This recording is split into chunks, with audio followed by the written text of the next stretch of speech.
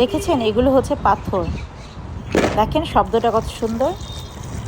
এগুলো হচ্ছে গরুর গোস্তের শুটকি, যার রেসিপি আজকে আপনাদেরকে দিয়ে দিব।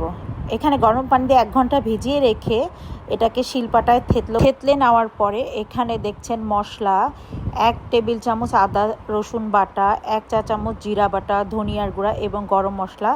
এখানে প্রায় 1 কাপ পেঁয়াজ দেওয়া হয়েছে এবং এখানে সরিষার তেল ব্যবহার করেছি। এবার সব মশলা দিয়ে আমি ভালো করে কষিয়ে নেড়েচেড়ে নিব এবং এটা খুব ভালো করে কষাতে হবে। মশলা কষানো শেষ হয়ে গেলে এই যে থেতলা মাংসগুলো দিয়ে দিলাম। এবার এটা খুব সুন্দর নেড়ে চেড়ে ভেজে নিতে হবে। ভাজার পরে একটু পানি দিতে হবে এবং তারপরে এটা আবার ভেজে নিতে হবে। এটা বারবার কিছুক্ষণ এই প্রসেসটা ফলো করার পর এখন ঢেকে দিব এবং পানিটা শুকিয়ে আসলে আবার কিছুক্ষণ ভেজে নিব। ভাজতে ভাজতে এক পর্যায়ে আপনার নাকে খুব সুন্দর স্মেল আসবে।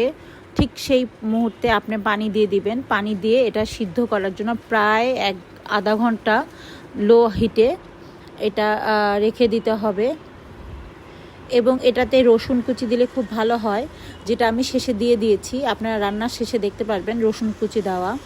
আমি আসলে রসুন কুচি দেওয়ার সময় ভিডিও করা হয়নি। এটা এখন লো হিটে রেখে দেব।